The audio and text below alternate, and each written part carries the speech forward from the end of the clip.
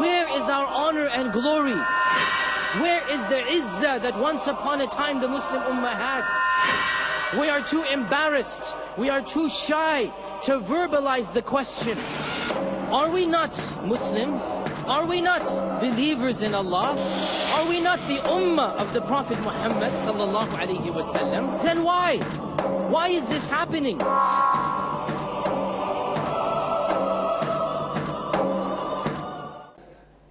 What I am telling every one of us to do here is to think about what can I do for the Ummah.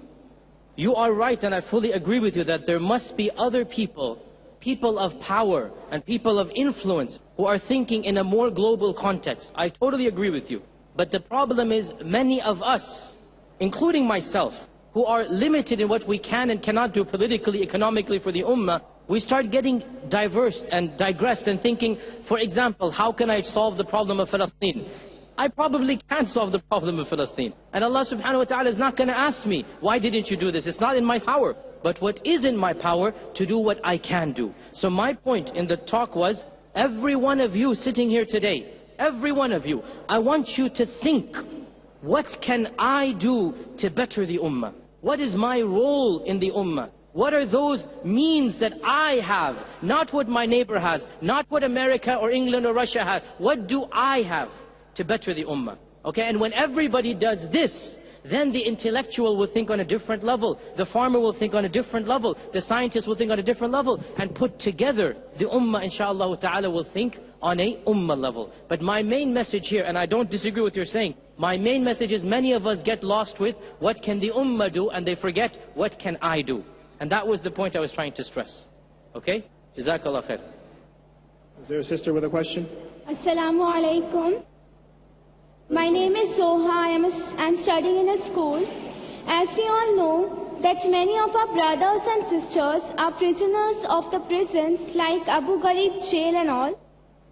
Can we do anything to relieve them? If your answer is yes, may I know what can we do? Okay, the question is, there are prisoners in places all over the world. She mentioned Abu Ghraib, but the reality is that's only one prison. And there are dozens, if not hundreds of prisons where our Muslim brothers and sisters are being held. And she said, what can we do? We can always do something. We can always do something. The minimum we can do is to raise our hands up to Allah and make dua to Allah to ease their situation and suffering, and to make life easy for them. Some of you ask, what is the point of this? The response is, are you trivializing the power of dua? Do you not realize that everything is in the hands of Allah?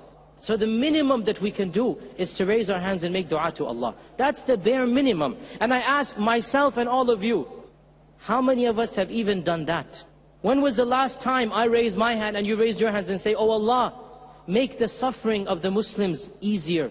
Relieve them of the stress. Oh Allah, the prisoners who are in jail unjustly, those who are being tortured unjustly, oh Allah, make their lives easy and release them from their state.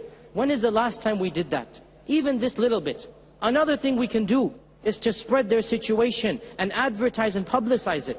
And let me tell you, in America, the majority of Americans, really and truly, are totally ignorant of the reality of the situation in Palestine, the reality of the situation in Iraq, the reality of the tactics being used in Abu Ghraib and Guantanamo. Believe you me, the average American does not know, because the media that is presented to him, Fox News that he watches, these things are not presented on Fox News, okay? Al Jazeera and other good channels, BBC and others, they're not really broadcast in America. So you have to understand, it is our job and role to advertise and publicize. That's another thing we can do. And we can and we should fight with the tongue and the pen. But we cannot fight with the sword. This is not the time and place. We fight with the tongue and the pen. We speak out against injustice and we write in the newspapers, we publicize. Really and truly, I firmly believe, as an American who knows America, I firmly believe that if Americans as a whole knew the reality of the situation in Palestine and in Iraq and in Guantanamo and Abu Ghraib, the situation would change. They would not allow this to happen. It is a democracy in the end of the day. And when all of the people stand up and reject and object, the government has to do something. If for the sake of just staying in power. Today in Australia, what happened? Governments changed. Why did that government change? The economy was on an all-time high. It wasn't an issue of economy. The people did not like the policies, the foreign policies, the way that their prime minister viewed the war on Iraq and the war on terror. They didn't like that. The Australian people, Christians and Jews and Muslims, all of them, they didn't like this, so they voted him out of office. It is our job to publicize this. It is our job to increase the awareness of the situation. That is one thing we can do. And so, along with dua, along with publicizing, this is the main thing that we can do. The jihad of the pen and the jihad of the tongue. This is what we must do in this time and age.